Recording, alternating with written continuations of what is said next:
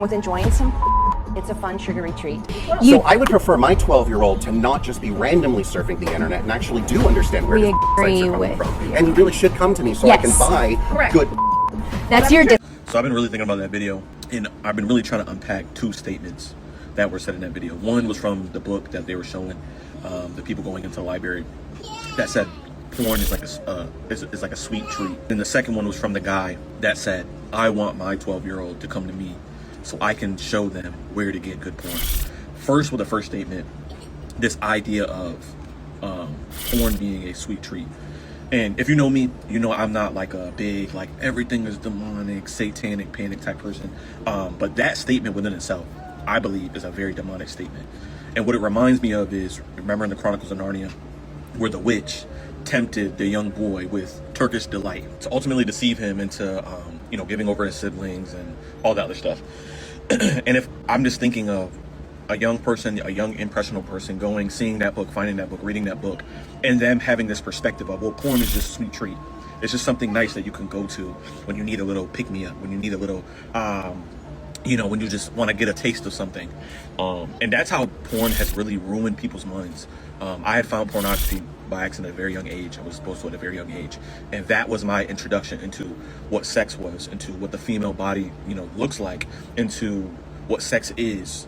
That was how it was explained to me. And if you don't know, pornography wires the brain in such a way where you start to even unintentionally dehuman and devalue people. And this is why we have this epidemic with men, where in our mindset, what it is to be a man is to get any girl whenever you want and however you want it. And again, right, that phrase, that saying, it's a sweet treat. It presents it as something that is good when it is not. And it might feel good in the moment. It might taste good in the moment, but the ramifications down the line are way worse. And this is why where people spiral into sexual deviancy.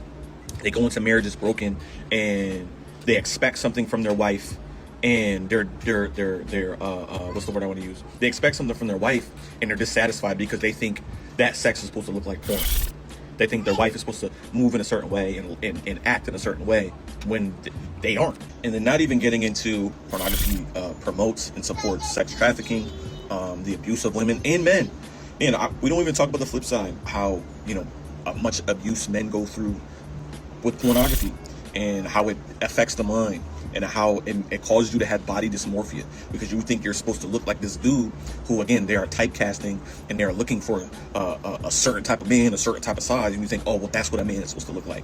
And now when you see yourself in the mirror, when you see yourself in the way you came in when you were born, you think, well, there's something wrong with me. No woman is ever going to be able to love me. And we don't understand the ramifications of what pornography has done to us as a society. And then on a statement, when the dude was like, yeah, I want my 12-year-old to come to me so I can buy them good porn. One, what even is good porn? Like, that's like saying, I want my kid to come to me so I can buy them good crack. So I can buy them good meth. That's stupid. And that's alarming to me.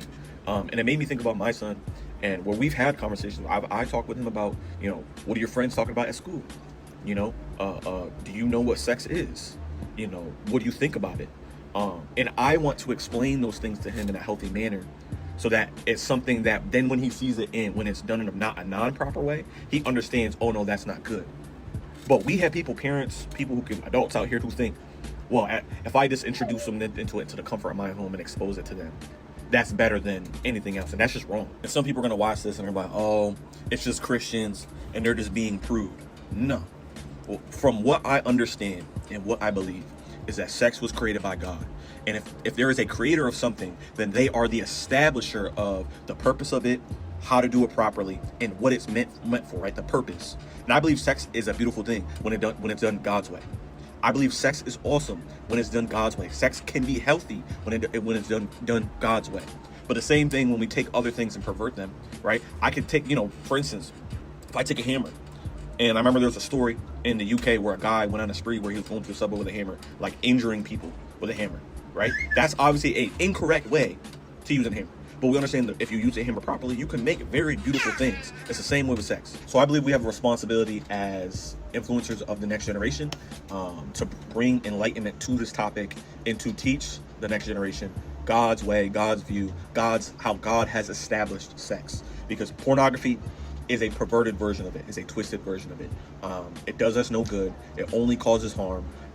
Man, I would encourage, man, go listen to the stories of ex porn stars and just how insane that industry is. All the women and the men that commit suicide because they're like, bro, this is pointless. Like, I've just exposed myself to a degree where I'm no longer human. I'm just a piece of meat that people gawk at. Like, it's insane.